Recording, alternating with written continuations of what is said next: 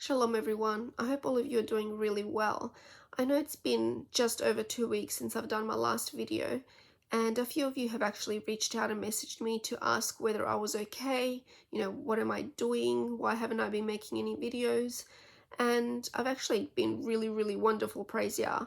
It's just that I've been a bit more busier than usual at home, but I am looking to continue my videos.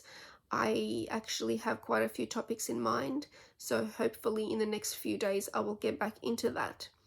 However, I also thought for tonight, to get back in the swing of things, or to get back to the swing of things, I would continue reading from the book I Am N by Voice of the Martyrs, and the next chapter I will be reading from, or should I say, the next chapter that I will be reading is called Choosing Joy Over Bitterness, and it is about Gulnaz from Pakistan.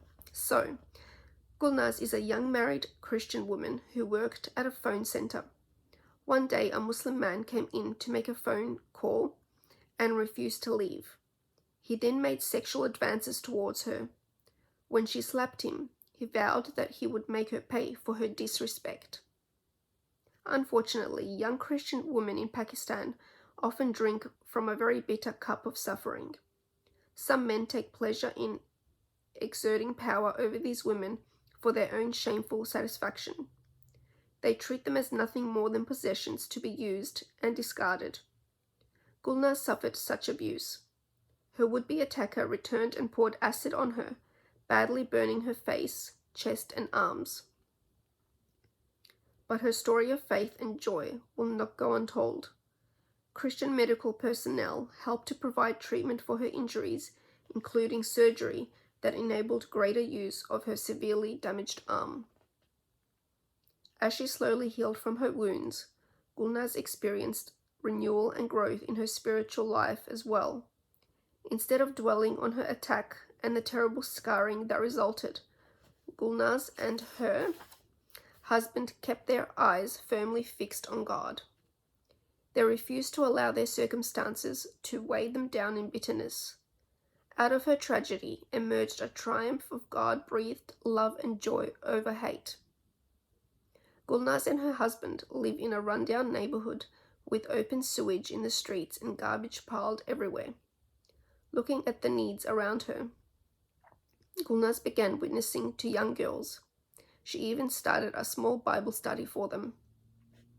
When Christians gave Gulnaz and her husband a home in a much nicer area, the couple instead gave the keys to a Pakistani evangelist who was forced to live on the run after radical Muslims targeted his ministry. The home would have been very comfortable for the couple to live in, or they could have sold it for the money they needed, but they figured the evangelist needed the home more than they did.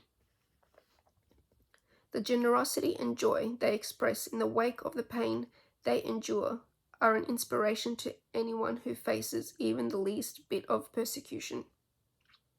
In situations such as Gulnaz's, it is easy to allow the circumstances or the people who try to control us to define us.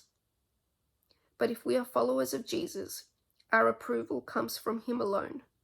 Romans 10:11 reminds us, "Whoever believes in Him will not be put to shame." Jesus loves us unconditionally, and by focusing on Him rather than our circumstances, we can walk through persecution with joy and hope. However, not one of us can stand firm in our own strength. Paul wrote, "Finally, be strong in the Lord and in the strength of His might. Put on the whole armor of God, that you may be able to stand against the schemes of the devil. For we do not wrestle against flesh and blood, but against the rulers, against the authorities, against the cosmic powers over this present darkness, against the spiritual forces of evil in the heavenly places." And that's from Ephesians 6:10-12. Our family members in the global body of Christ need our faithful prayers for God's protection over them.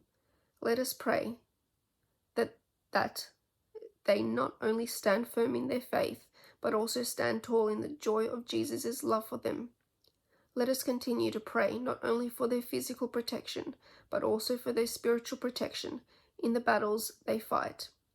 May the joy of their relationship with Jesus have an impact even on those who persecute and demean them. So that is the end of that chapter. I will see you guys hopefully in the next few days with me continuing to do my videos. And thank you guys for listening, and until next time, shalom.